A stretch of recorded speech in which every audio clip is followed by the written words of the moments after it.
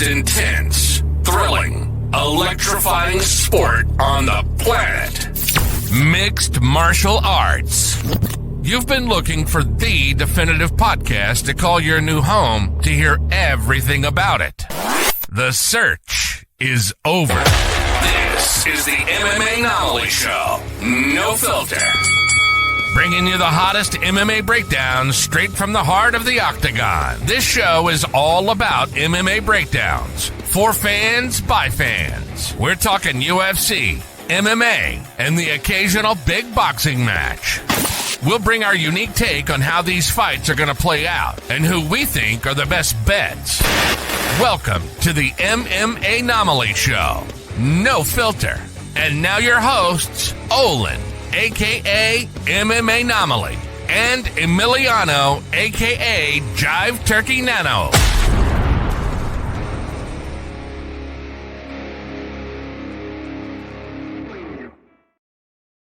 What is up, fight fans? Welcome back to another episode of the MMAnomaly Show, No Filter. I'm your host, Olin, a.k.a. MMAnomaly, and you might notice, again, not with me is the Jive Turkey Nano, but instead I have another influencer boxing on, and I am thrilled to be speaking to the one, the only, Cake Paul. How are you doing, my friend?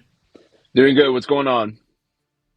Man, another beautiful day in paradise. Again, thanks for coming on the show today. Thanks for taking the time to hop on and answer a few questions for the fans. And without further ado, let's go ahead and hop right into it. So you have a fight coming up just in less than 2 weeks, really, at this point, on Creator Fight League 3 against Big Sam. So let's start there. How do you feel about the opponent, and what do you know about the opponent? I met Big Sam back in March of last year, I believe. That was my first boxing match ever, and that was before I had any type of training or anything. I just jumped into the scene. He's a very sweet guy. Very blessed to know him and get to know him more down the road, and to consider him as a friend. And I'm glad he got to he gets to step in the ring with me in 11 days, something like that. And it's a blessing, and this is something I've been training hard for, and he's going to come hard, and he's going to bring the pressure, and I'm ready for it. Love that. And I've been seeing your training videos. It looks like you're having a really solid camp with a lot of really solid people, to be completely honest. So that brings me to my next question. And I guess we should start here, actually. What do you prefer to be called? Do you like being called Cake, or what's the preferred you can just do Cake. name? Okay, perfect. Cake, yeah. Cool. So, it looks like you're having a really solid camp here, Cake, and looks like you've got all the right people around you. So let's talk about that. Where are you training right now? Where is this camp taking place? And who are some of your main training partners that we might know? So I've been training with some of the same people who are going to be on Creator Fight League 3. We've got not only myself, we have the USA Saiyan, who'll be on the co-main event. Becca Robinson, main event against Jenny Savage, Chris Burgoon, and then Dat Boy Keese. And we're all on the same team, which is called CAF Social. I don't know if Becca mentioned that to you, but we're all in the same team influencer group. So the past few months, we've been training together, keeping each other accountable, just making memories with each other. And this is actually taking place at the USA Saiyan's new gym in Lexington, Kentucky, Ninja Athletics. And it's a super cool gym. It's half Ninja Warrior style, half boxing gym. So it's just perfect for everything. And it's a real blessing to be a part of this because, the accountability and, it's an opportunity to get bigger in the influencer game, just sticking together, creating content, and being able to not only train, but better yourself, like your body. And just creating the content, making the memories with the people you love. So it's a real blessing, and looking forward to what the future holds with that. Absolutely love that, man. And again, it sounds like not only do you have the right people around you, and not only you're doing the right things, but you're enjoying the process, and you're really taking it all in stride. And that's something that really stood out to me whenever I first discovered your page is. And I know a lot of people discovered you on TikTok, and we'll get into that in a little bit. But You know what really shocked me and really stood out to me is the weight loss journey and just how dedicated you are. I believe you're already down like over 100 pounds at this point, right? Like you've Yeah, lost yeah. a significant amount of weight, man. Like Mhm. congratulations first and foremost. And one of my professional fighter friends, a mixed martial arts fighter, actually asked me to ask you this question. So he wanted to know. This is from Ian Juice Miller. What has been your kind of most proud moment in your weight loss journey so far?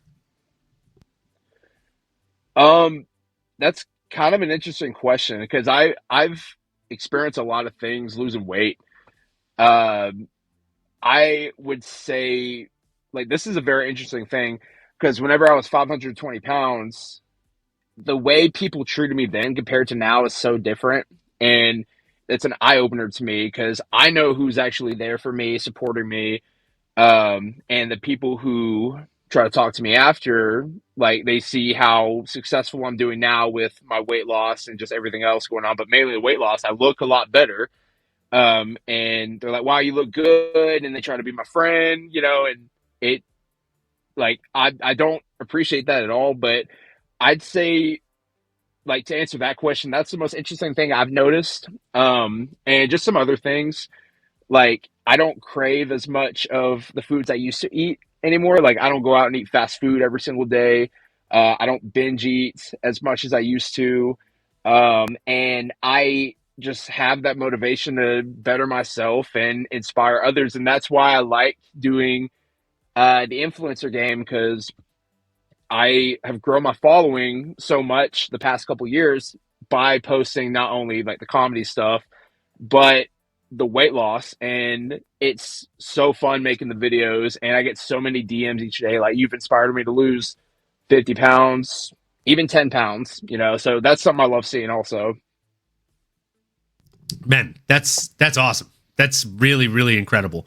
And I mean, that's the base root of the word influencer, right? Like you're influencing others. So if you can influence others to do good, I mean, that's the best thing in the world, man. So congrats, good on you. I mean, you're basically a hero. So Yeah, appreciate it. that's really incredible stuff, man. So yeah, that he actually had a two-parter. So he wanted to know what was kind of the thing you're most proud of, and it sounds like being a good guy influencer, right? Like influencing others to Yeah. do good things and live healthy lifestyles, and also just kind of be better to themselves. So the second part of the question is, what has been the hardest part of your journey, whether it's part of the weight loss journey or your journey as an influencer boxer so far? I mean, I can answer both. I'll start with the weight loss part, and I think a lot of people can relate to me on this. Uh, Not eating as well as you used to. Like, I'm a sweets guy. Like, I love ice cream, crumble cookies here and there. And when I was in college, like, I never knew about calories or protein or anything, and I would just go eat about 6,000 calories a day, nothing but fast food. And I go to my college cafeteria, load up on the ice cream machine, and I didn't know like any of the nutritional macros or anything. So it wasn't until like I came home from college, I gained a lot more weight, and I was like, okay, I need to make a change. So I started researching my macros and everything, and now I know like the nutritional value of most of these foods. So the hardest part about weight loss to me personally would be giving up the foods you love by, like you can still have them here and there, but not every single day. And giving up the sweets can be hard. And what I usually do for that is I'll do calorie swaps. And you notice this on my page, like I make a lot of reels about Coke Zero because there's 0 calories. I'll have one here and there, not during training, but it's definitely helping me with the cravings, just stuff like that. And if I want like a cookie or something sweet, I'll get a protein bar. That way I feel more full, or like a protein shake or something. Um, so for weight loss, it has to be what you eat. And then for the influencer game, uh, again, I started back in March of last year. My first opponent was not Logan Paul, and I've never fought before. I've never gotten in a fight in school. I never trained for fighting. Like the most physical thing I would do was football in high school, and like we never got hit in the face or anything. Um, so just training for that in itself can be hard, but it's a process. So I'd say for that, just getting used to like the physical aspects of it if you've never fought before. So I would say that's it. Yeah, a lot of people don't realize like you can get as good as in the world as you want at throwing punches, but until you actually go to sparring and you get punched in the face a handful of times, you're not ready for a fight. Like you don't really understand what it's like. And I mean, Right. kudos to you. Like you've already done more than 90% of the world will do, right? By stepping in that square circle and getting punched in the face. It doesn't matter who it's by. So kudos to you. Tip my hat to you. And I mean, you already are going into this one with a vast advantage compared to what you went into that first one with, because again, you've made the walk before. The bright lights won't get to you quite as much. And also getting punched in the face probably won't get to you quite as much either. Right. So that's a noteworthy thing to have in your back pocket. And that's something that should give you a little boost of confidence too, on top of all the right things you've been doing in the gym, Cake. So going back into the boxing situation here, like I said, you have your fight coming up here in, I believe, like 10 days, 11 days. And it's against another influencer, but you know, everybody's dangerous inside of that ring. So my question is, do you think you go out there and get a finish? And if not, what would make it a success for you on the night, aside from just a win, obviously? I mean, I would just say, going out there and showing everyone what I've been working on the past few months, because I don't post a lot of training clips. Like, I'm trying to prove everyone wrong. And especially working with the Saiyan and, everyone on my team, it's been almost every day, just working hard, getting better at what we're doing.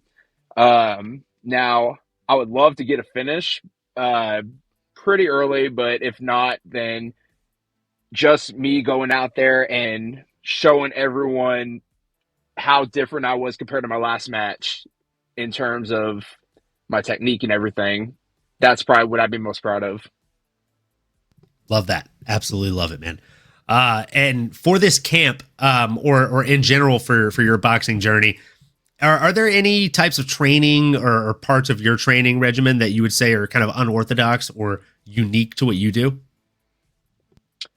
I mean, it's definitely like in terms of weight loss, there's definitely different workouts you could do, like besides like sparring, like there's footwork drills, which are similar to what I used to do in the football days. I'll lift weights here and there. And then one of my favorite workouts we do is something that USA Saiyan put me on.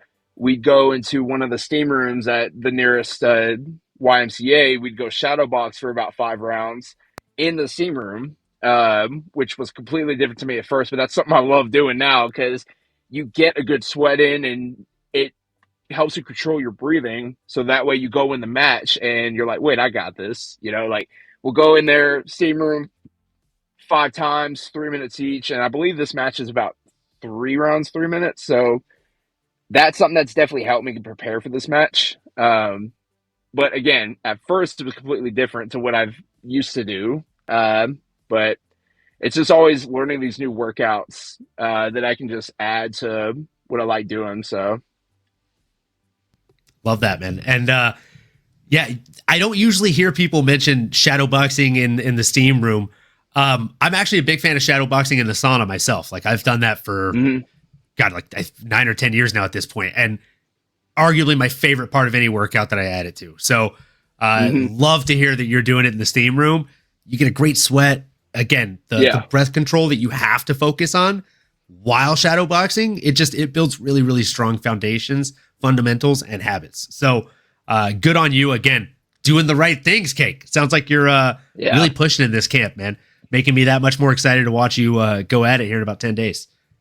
Yeah, for sure. Yeah, and like just the ride along, it's just so interesting, just preparing yourself for this. And it's hard at first, but when you got the right people around you, it's like the work's going to pay off. So I'm excited. Love that. And again, obviously you're a huge fan of the people you're training with right now. You got USA Saiyan, which that guy is definitely someone I'd love to have on the show. He just seems fascinating to me. and just seems like a cool dude. So, obviously you have good training partners right now. In a perfect world, if you could train with anybody in the world, boxer, martial artist, and anybody in the world for a day, a week, any amount of time, who would you want to train with? So I'm slowly starting to get back in the UFC. I used to watch a lot when I was younger. I look at people like Derek Lewis or Daniel Cormier, like people that are close to my size, so someone like I'd probably pick one of them if I'm being honest. Um, like when it comes to boxing, I'd look for like that's probably like a dream trainer of mine. Just one of those guys, and they're so cool. Um, but I'm also a huge like wrestling fan. So like if I was able to train for something WWE style, I'd pick someone like maybe Triple H or Stone Cold or something. Because I don't know, like just growing up watching these guys, it's you look up to them, so you want to be trained by the guys that you looked up to your whole life. Absolutely, 100%, man. And I love that you mentioned Daniel Cormier. That's Yeah. That's somebody that I look up to a lot. I have for years. He's the reason I actually started training at American Kickboxing Academy in San Jose.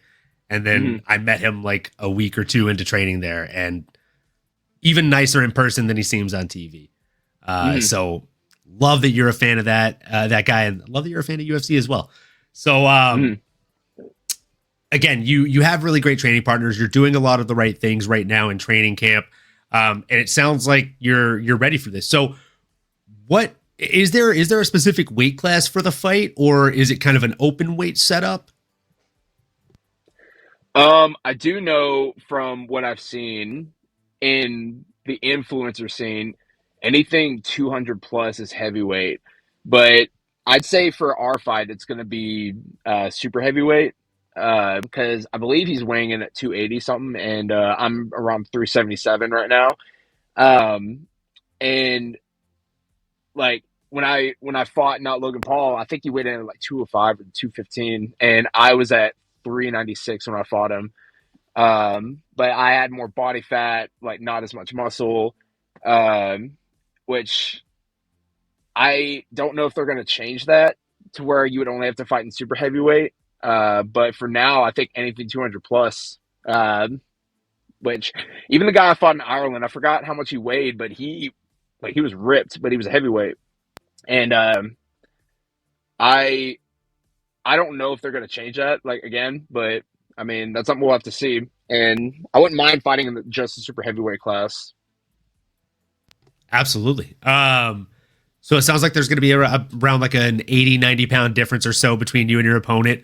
And what about the rounds? Is it, I've heard from some of the other fighters on the card, it's going to be 3 3-minute rounds. Is that going to be the same for you guys? I think so. And again, that's something I'm looking forward to because I've been, I mean, even here recently, we've been sparring, 6 9 rounds a day, 3 minutes each. So, and even the past few months, I've been getting used to sparring longer. So, I think it's going to be a lot in my favor time wise. So, hope it stays that way. Absolutely.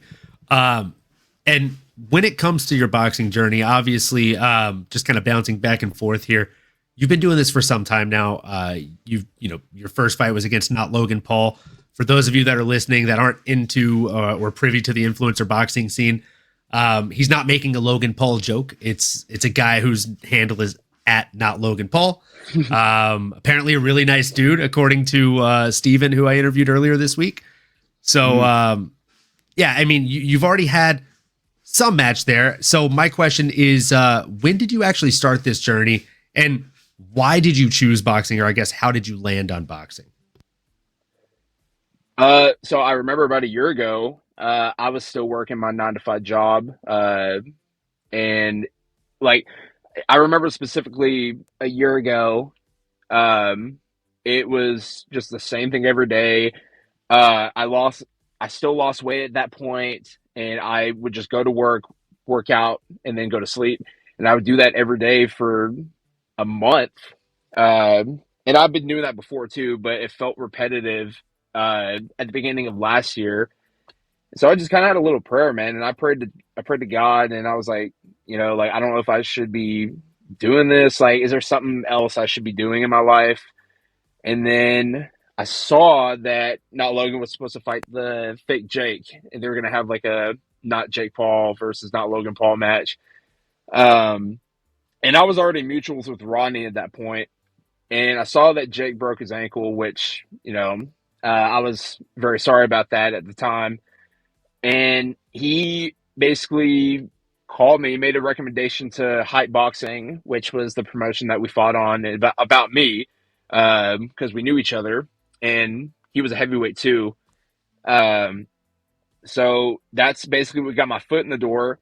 And when they called me to ask me if I wanted to do it, I saw it as a doorway from God to get bigger in the influencer game. And I was like, okay, do I say no and just go back to my regular life, 9 to 5 job and working out every day? Or do I just step into the influencer game, which is something I've been wanting to do for the past couple of years, grow my following, meet new people. So I decided to do it. And I'm here now. I'm in Lexington, Kentucky, training with other influencers, doing my 4th influencer boxing match. Mams Taylor's going to be there. Might have a shot in Misfits if I just prove myself. So we'll see. But I'd say that's definitely what got me into the game. And it led me to a great point in my life. Love that. Love to hear it, man. And it sounds like the pieces just kind of fell into place when they needed to. So that's great. Well, I'm glad you found boxing, or rather, boxing found you somewhere in between. And yeah, I think if you go out there and you put on a good performance, Mams Taylor in the crowd definitely be paying attention to you. So, jumping away from boxing and into the influencer thing, how did you land on the name Cake Paul? And did you come up with that, or who came up with that? So it's actually kind of funny. I had a different username at the time. I think I just used my name, like my regular name, and I was posting a video. And this was at my biggest weight too, and I had bleached hair, and it was some trend. I forgot exactly what it was, but I was wearing a Celtics jersey, and all these people like in the comments were making names like bigger versions of like NBA players, like someone instead of Jason Tatum, maybe Jason Tatum or something. And then I saw Cake Paul from a random follower, and I was just dying laughing for like 10 minutes. I stole that. I don't know who came up with it, but I just took it from that follower, and I put it as my username in my bio and everything. So it was just perfect. So that's how I took it. And since I've lost the weight, and I want to get more into the influencer scene going forward, I might just get rid of the Paul part and just be Cake. And that's a goal I've had for the past year. And I think especially with getting on Misfits in the future, that's something I want to do. Like, I don't want to be a lookalike of someone. So I just want to be unique, be my own person. So I think once that happens, it'll be Cake going forward. But that's how I got the name Cake Paul. And it's so funny how that happened. That's awesome. Way to roll with the punches, man, even before you were a boxer. Yeah. So yeah, Cake Paul is a hell of a name. I'm a big fan of it. When I saw that pop up on the feed, I was like, oh, this is interesting. And then obviously went down the rabbit hole, and then here we are. So again, I know your kind of most viral video or most well-known video or set of videos, I guess now, is a video or videos in which you are sliding on your body across wet concrete. And I mean, super entertaining stuff, man. But it does not look like it would feel very good at all. How did you come up with that idea, and how did that make you feel? So when I was in college, they put a pool at, they built a pool, and the concrete they had was like super slick. Like, I don't know what material they'd spray on there, but I guess it would prevent people from running. Like, how they have those rules. And so I was out with my buddies one night. We were swimming, and then someone threw like a football outside or something, and he was running to go get it, and I like got out of the pool, and I was like sliding a little bit on my feet, and I was like, hold on a second. So it kind of popped in my head immediately. So I just splashed a bunch of water on the concrete, and I just went for it. And everyone around, because there were people playing basketball, sand volleyball, everyone just looked at once and was like, what the hell? Like, and I was trying for a year, like my goal doing that, I was trying to get featured on Barstool Sports. And then a year later, they saw my video after it hit like 1 million. That was my first viral video. And Barstool picked it up. All these meme pages picked it up.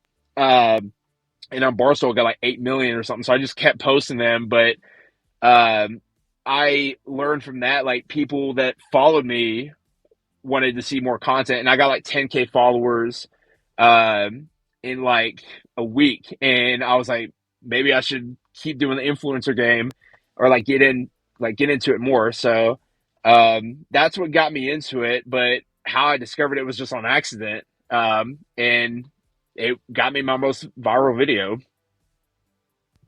That's awesome. I mean, the fact that you kind of like fell into the idea almost literally, right? Running across the slick concrete. That's fantastic. And again, like I had seen those videos and didn't realize that it was the same person until this week. And I was like, oh, it's the same guy. I've seen this before. Again, probably when Barstool posted it. So, yeah, I mean, those videos are absolutely hilarious. And I guess another question I have regarding those is, do you have any kind of, I don't know, any excitement or entertainment in doing more of those types of videos moving forward? Or do you think you're kind of switching to a more toned down, like focusing on the weight loss and focusing on the boxing journey now moving forward, at least for some time? I mean, I still post comedy videos a lot, but when it comes to like those types of videos, like that was at my biggest weight, and I'd say like I want to be taken more seriously, like as a person. And I knew like it was funny at the time, and it still is. Like I still laugh at a lot of other people laugh at it. But like I don't want to go back and just make those types of videos again. Like I want to and I've even thought about getting into comedy myself, like comedy acting, stand up. But I also want to be taken seriously, which is why I post a lot more weight loss videos, boxing content. And even when I go out for a match, I don't want people viewing me as a joke. You know, like I said on CFL 1, like, you know, it's my time to shine. Like I'm the most entertaining heavyweight in the influencer game. So I'm not going to be taken as a joke. And I don't want people viewing me like that just because of my size. Like they're going to see at CFL 3, like what I've been working on, and I'm not going to be taken as a joke anymore. And it's like my time of being funny has passed, I'd say, but I still make the funny videos, but it's time for me to be viewed as a serious person. Sounds like it. And I'm here for it, man. I'm here for it. I'm loving the resurgence and the changing of gears that I'm witnessing here, Cake. So with that being said, we'll end it on the highest note I can think of to end it on. Or actually, two more questions. Okay. Before we jump into the final one. Outside of boxing, what does Cake Paul love to do? What are your favorite hobbies outside of boxing and making very entertaining videos for your TikTok? I mean, I just like going out and having a good time with the people I love. So a lot of people don't know this, but I'll say it on here. I have a bartending license and I know how to make drinks. So I love like when people come over, I love making drinks for people. But probably that and working out, but just spending time with people I love, man. Like I'm down for anything out there, like whether it's going to a bar or some type of sports game or anything. So I'd probably say that, man. It's a very basic answer, but it's what I love the most. I mean, it doesn't matter if it's basic or the most like profound thing in the world, as long as it's true. That's the answer I want. That's why we call it No Filter. So Now, final question, the big grand finale here. You are going into a bout on January 24th against Big Sam. And I just have one question. If everything goes according to plan, if you go out there, you get a flashy finish over this young man, who are you calling out? What's the next big step? Cut your promo right here. I think it's pretty simple. Like, I was going to save it for CFL 3, but I guess I'll say it on here. It's perfect. I'm going to put on a show for Mams Taylor and KSI, whoever's watching, and I want to come after that Misfits Heavyweight Championship. Because I think, like, here's the deal. I got nothing against Chase Moore, but I just, like, especially with what I've been doing training here, I just know for a fact that I'm better than him. And I know I can take that belt from him. And I think it would look good around my shoulder. So after Big Sam, I'm coming after him. Nope. Like, again, nothing against him personally, but I just think I'm better than him. And that's what I'm going to do. My guy out here hitting the Tom Aspinall soundbite. like he's calling out John Jones. Nothing personal. I just know that I'm better than you. And I would love to see you put it on Chase Moore. I think that'd be fantastic. I think that'd be absolutely fantastic. So, folks, ladies and gentlemen, boys and girls, fight fans of all shapes and sizes, if you're not already subscribed to this young man to my right, please make sure you drop on over. His is @CakePaul_. Make sure you drop this man a follow and make sure, you know the usual here. Like, comment, subscribe, smash that bell for notifications, folks. And the only other thing that I ask, as always, is that you keep on going and keep on growing, folks. You've been listening to the MMAnomaly Show. No filter. As you may have been able to tell, we dig the MMA, and our passion is to dive deep into the upcoming fights, give you our expert breakdowns, and help you make sense of all the chaos that is the fight game. We hope you've enjoyed the show. If you did, make sure to like, rate, and review. We'll be back soon, but in the meantime, make sure to find us on YouTube, Twitter, Instagram, and Twitch at MMAnomaly. Be cool, and we'll see you next time.